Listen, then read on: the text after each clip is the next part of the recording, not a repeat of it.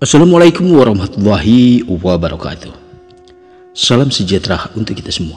Jika kalian mempunyai hobi mendengarkan cerita-cerita mistik, kisah nyata, cerita horor pendaki gunung, dan kisah-kisah misteri lainnya, KFF TV adalah tempat yang tepat untuk Anda. Jangan lupa di subscribe, komen, dan like agar kalian tidak ketinggalan cerita-cerita menarik lainnya dari saya. Daripada penasaran, langsung saja kita simak videonya. Tonton sampai habis agar mendapatkan faedah dari kisahnya.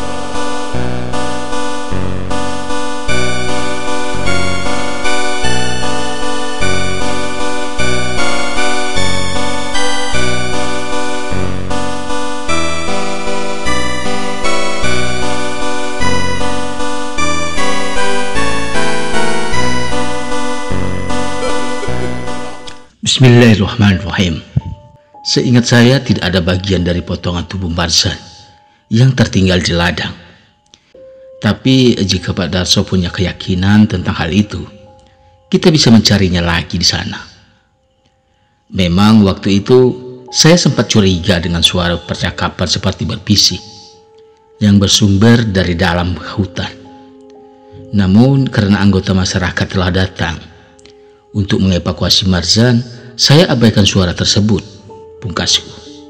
Sebaiknya kita ceritakan penemuan ini kepada Pak Rusdi Zainal selaku kepala desa untuk menghindar kesalahpahaman di kemudian hari, ujar Darso. Hari itu juga aku, Pak Darso, dan Cipto melaporkan perkara tersebut kepada Pak Rusdi Zainal selaku kepala desa kami. Tidak hanya itu, Pak Darso juga menceritakan bahwa dia pernah melihat Idris.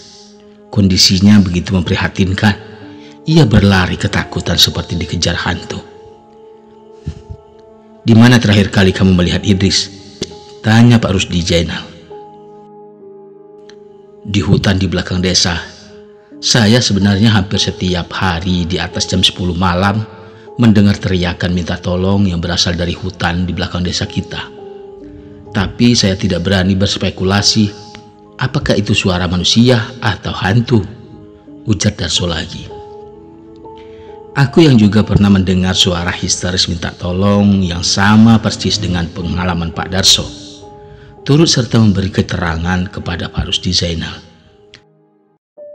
Ya sudah, kalau begitu kita tidak boleh menunda-nunda perkara ini lagi. Permasalahan ini serius. Kalian bertiga pergi saja ke ladang Marzan. Nanti akan ada perwakilan dari perangkat yang menemani. Teror hantu tanpa kepala ini sudah sampai ke desa-desa tetangga. Lebih cepat, lebih baik, agar desa kita kembali tentram seperti dulu lagi. Saya sendiri akan pergi ke kecamatan untuk meminta kepolisian agar Idris segera ditangani oleh pihak yang berwenang.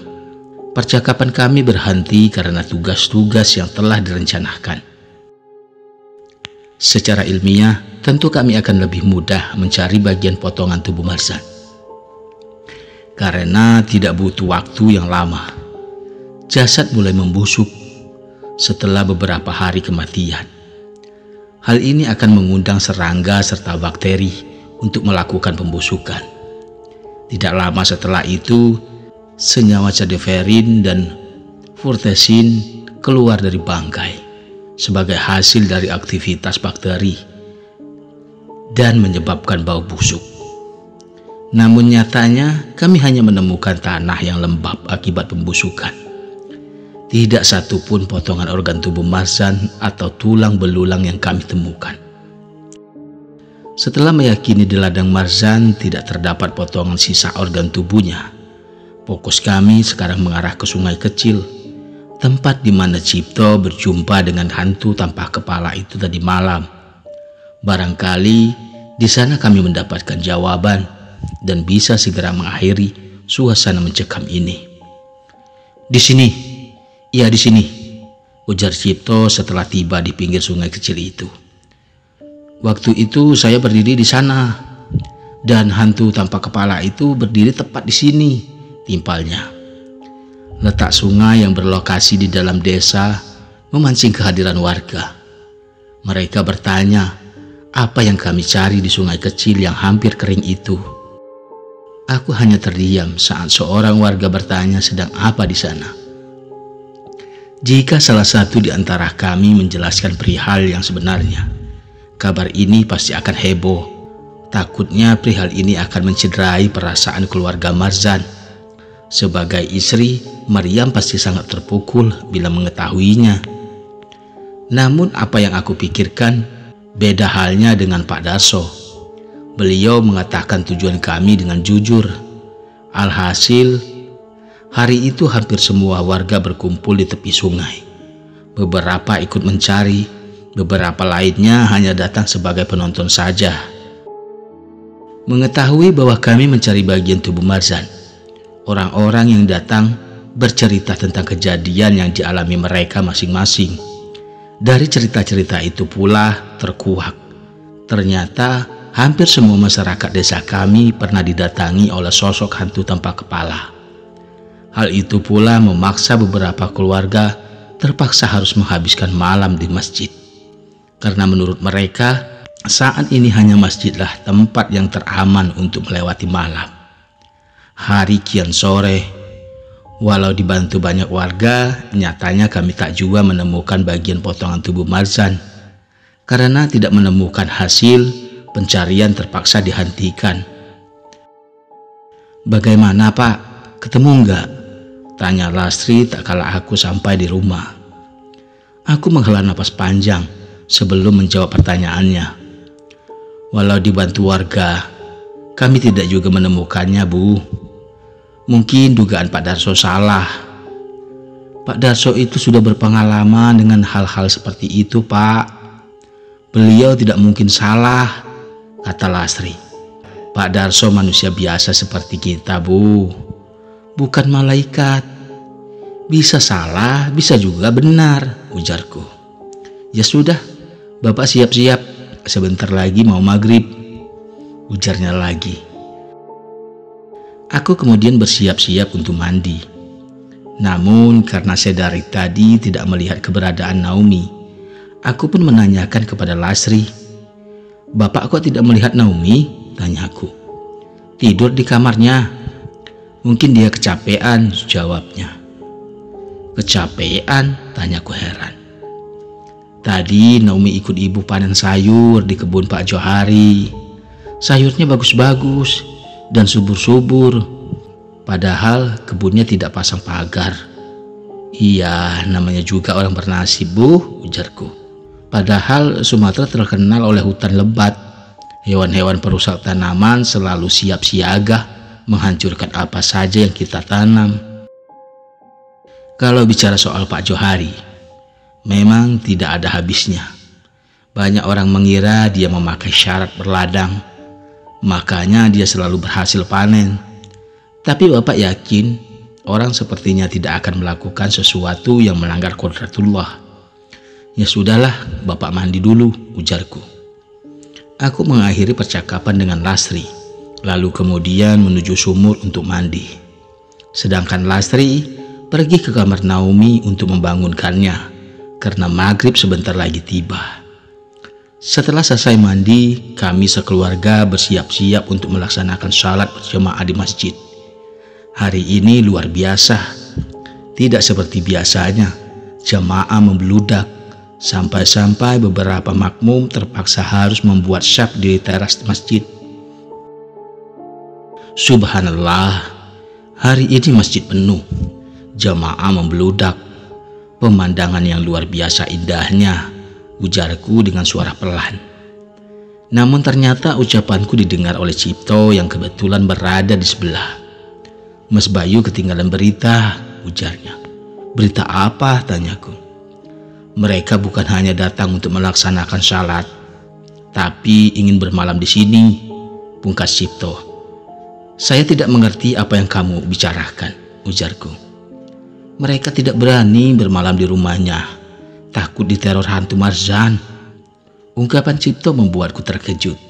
Ternyata mereka yang datang dikarenakan takut dengan hantu tanpa kepala, bukan semerta-merta ingin beribadah. Menurutnya rumah ibadah inilah menjadi tempat satu-satunya yang aman. Saat selesai melaksanakan sholat maghrib, aku semakin dibuat terkejut tak kala mengetahui di halaman masjid sudah terdapat tenda-tenda selayaknya tempat pengungsian. Kita tidak boleh membiarkan situasi ini terus terjadi. Jika permasalahannya tidak segera ditangani, pengungsian ini tidak akan pernah berujung, ujarku. Kamu benar, ujar Pak Darso yang tiba-tiba muncul dari belakang. Pak Darso, kenapa Bapak tidak terlihat saat salat tadi? Tanyaku. Saya salat berada di saf paling belakang di teras masjid. Tadi datangnya hampir telat, jawabnya. Bagaimana menurut Bapak setelah melihat situasi ini? Tanyaku kepada beliau. Pak Kades harus tahu, mungkin saja beliau punya jalan keluarnya, jawab Darso. Kalau begitu, ayo sekarang juga kita bertiga ke rumahnya, sambungku. Setelah menemukan kesepakatan, aku berpamitan kepada Lasri. Ibu dan Naomi menunggu di sini saja. Kami takut pulang jika tanpa Bapak, ujar Naomi. Ya sudahlah, kalau memang begitu, Bapak pergi dulu, pungkasku. Hati-hati di jalan, Pak, ujarnya lagi. Ya Bu, jawabku singkat. Aku, Darso, dan Cipto menelusuri jalan perdesaan. Entah apa yang ada di dalam pikiran Darso. Saat kami melewati sungai kecil itu, dia bertanya kepadaku. Kamu tahu siapa pemilik tanah di sekitar sungai ini? Tanya Darso kepadaku. Kalau tidak salah, seingat saya, tanah ini kepunyaan Pak Johari, jawabku. Darso mengangguk-anggukkan kepalanya, seolah-olah dia sedang memikirkan sesuatu. Tentu saja, pertanyaan barusan membuatku penasaran. Emangnya ada apa, Pak? Tanyaku penasaran. Ah, tidak apa-apa. Saya hanya bertanya saja, ujarnya. Jangan bilang Bapak merahasiakan sesuatu kepada kami, pungkasku. Nanti saya ceritakan jika sudah berada di rumah Pak Kades. Ini hanya dugaan saya saja, ujarnya. Maksud Bapak? Tanyaku. Ah, sudahlah. Mari kita lanjutkan perjalanan. Darso mengalihkan pembicaraan. Sepertinya ada sesuatu yang dirahasiakan. Pergantian terang ke gelap telah berlalu. Siang kini sudah seutuhnya terbungkus oleh malam. Di dalam perjalanan menuju rumah Pak Kades, tidak banyak hal yang dibicarakan. Karena memang kami menginginkan agar segera sampai, mengingat hari sudah malam. Saat rumah Pak Kades mulai tampak dari kejauhan, tiba-tiba terdengar suara teriakan yang begitu histeris. Tunggu, apakah kalian mendengar suara teriakan barusan? Tanya Darso. Kami menghentikan langkah, kemudian memasang pendengaran. Ah! Dari rumah Pak Kades, ujarku. Tanpa menunggu aba-aba lagi, kami segera menuju rumah Pak Kades. Langkah cepat pun diambil. Sepertinya sedang terjadi sesuatu di sana. Emprang, suara benda pecah akibat terhempas. Riuh yang terdengar dari dalam rumah Pak Kades semakin menegangkan. Bahkan teriakan anak dan istrinya begitu mengkhawatirkan. Suasana menjadi mencekam. Tak kala kami mengetahui bahwa pintu rumah Pak Kades terkunci dari dalam. Bu Mira, tolong buka pintunya, teriakku sembari menggedor-gedor. Kita dobrak saja, sepertinya sesuatu sedang terjadi di dalam sana, tegas Darso. Namun saat kami mengambil ancang-ancang dan ingin mendobrak, Bu Mira dan kedua anaknya berhasil keluar dari dalam rumah. Tolong kami, Bayu, ujarnya sembari bersembunyi di belakangku meminta perlindungan. Ketiganya nampak sangat ketakutan. Napas tak beratur, keringat dingin mengucur membasahi tubuh. Wajahnya begitu pucat, mbak mayat hidup. Ronah ketakutan terpancar begitu mengerikan. Ada apa, Bu? Tanyaku penasaran. Pertanyaanku terjawabkan tak kala melihat sosok tubuh tanpa kepala berjalan perlahan melewati pintu. Astagfirullah, ujarku dengan suara bergemetar. Melihat sesosok hantu tanpa kepala yang hadir, Darso maju ke gardu terdepan, seolah ingin membentengi kami. "Hentikan semua ini. Saya tahu kamu adalah Marzan. Kami tengah berusaha menolongmu, tapi tolong hentikan semuanya. Jangan teror warga di desa yang tak bersalah," pungkas Darso. Sejurus kemudian, entah dari mana datangnya, angin berhembus begitu kencang. Dedaunan kering bertebaran, sampai-sampai tangan kami harus memberikan perlindungan kepada mata dari dedaunan dan debu. Tapi angin itu berlangsung hanya sesaat. Setelahnya suasana nampak tenang, dan sosok hantu tanpa kepala kini telah sirna dari hadapan. Hanya menyisakan sebuah tulisan yang digores dengan cairan merah seperti darah di dinding rumah Pak Kades. "Aku tidak akan pernah tenang sebelum kepalaku dikembalikan." Begitulah tulisan yang tertera di dinding rumah itu. "Astagfirullah," ucapku hampir berbarengan dengan Darso. Saat kami sedang fokus dengan tulisan merah di dinding rumah Pak Kades, terlihat sebuah cahaya kendaraan roda 2 di ujung jalan. "Sepertinya itu suami saya," ujar Bu Mira Lesmana, istri Pak Rusdi Zainal. Jelas, Pak Kades terkejut melihat kehadiran kami di depan rumahnya. "Apa yang sedang terjadi, Mah?" tanya Pak Kades kepada istrinya. "Tadi Mama diteror hantu Marzan, Pak. Beruntung mereka bertiga datang tepat waktu," jawab Bu Kades. "Benar, Pak. Itu buktinya," ujarku menunjuk ke tulisan merah di dinding rumahnya. "Loh, kok hilang?" cetus Cipto. Lagi-lagi kami dibuat terkejut. Kebenaran akan ucapanku tidak terbukti. Hal itu dikarenakan tulisan di dinding tadi seketika hilang tanpa meninggalkan bekas. "Benar, Pak. Tadi ada tulisan di sana. Kalau Papa tidak percaya, tadi di dalam Mama sempat melempar hantu itu dengan gelas," sambung Bu Merah. Tanpa menunggu komando, kami segera masuk ke dalam rumah Pak Kades. Tapi anehnya, semua tampak normal-normal saja.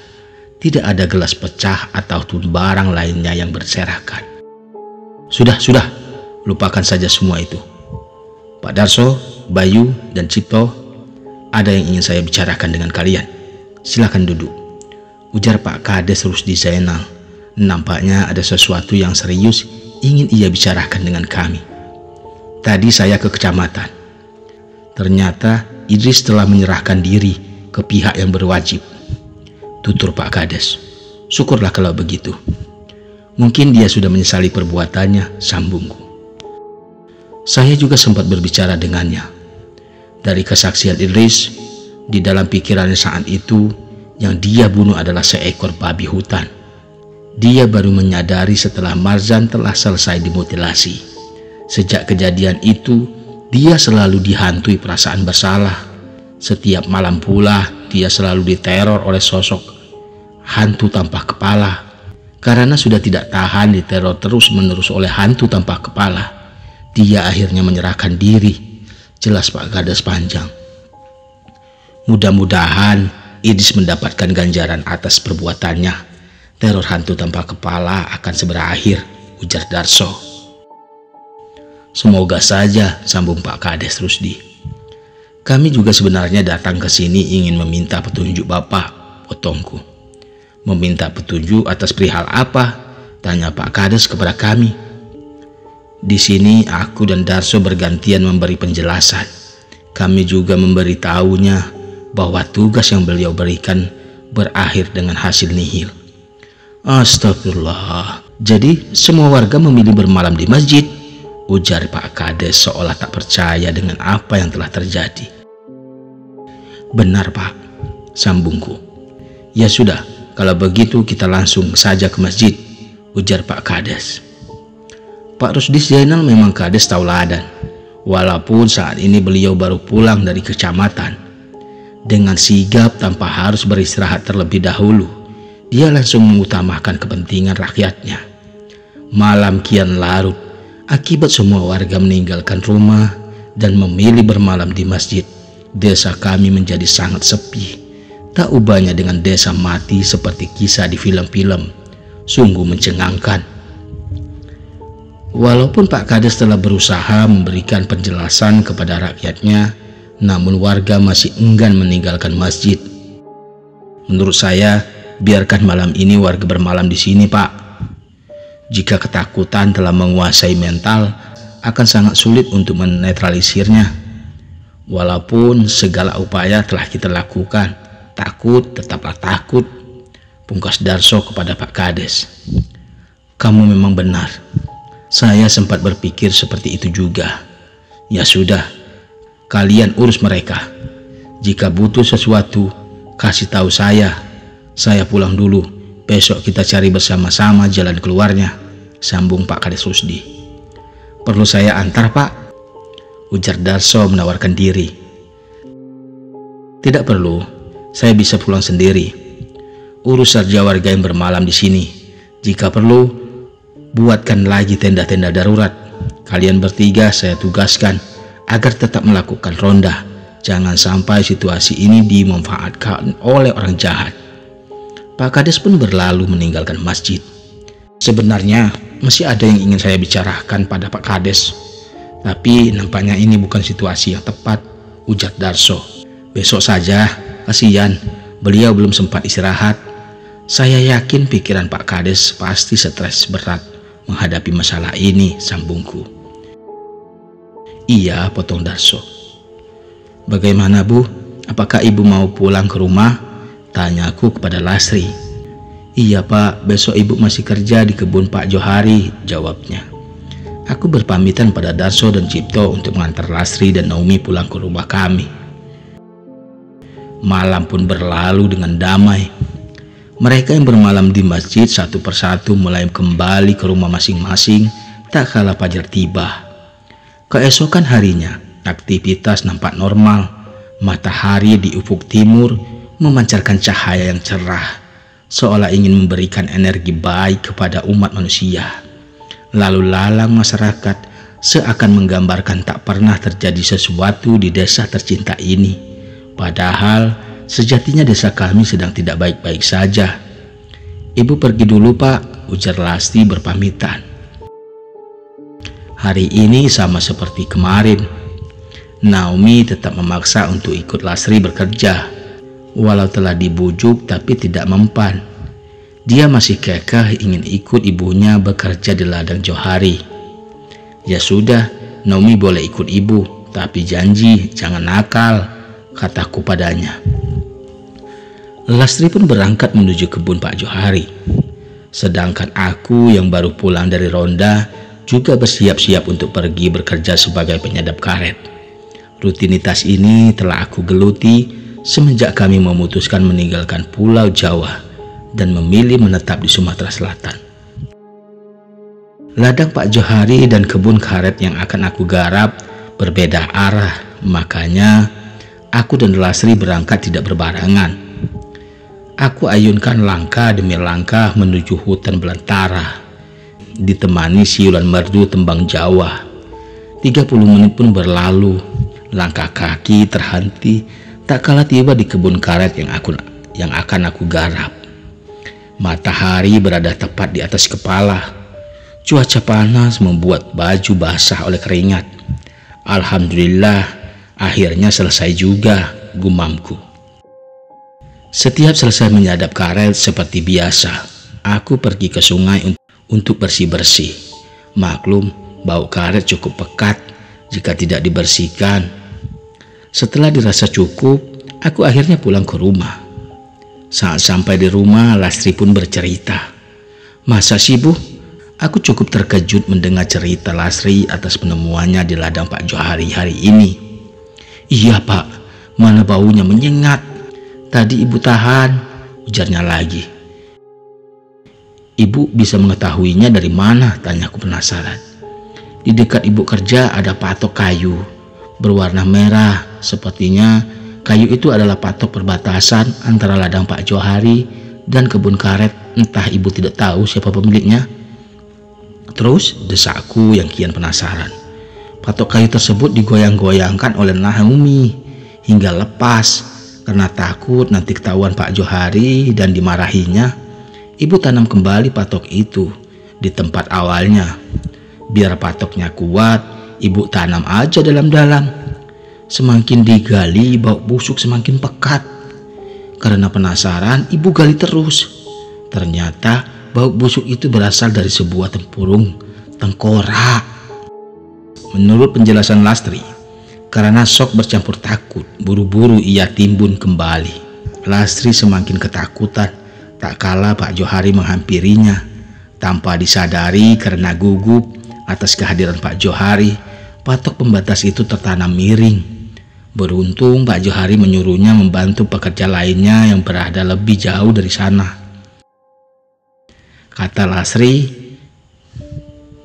melihat dari tatapan matanya, sepertinya Pak Johari menaruh curiga.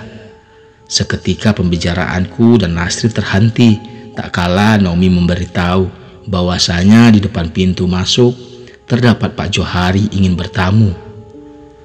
Sampai jumpa lagi di episode berikutnya. Wassalamualaikum warahmatullahi wabarakatuh.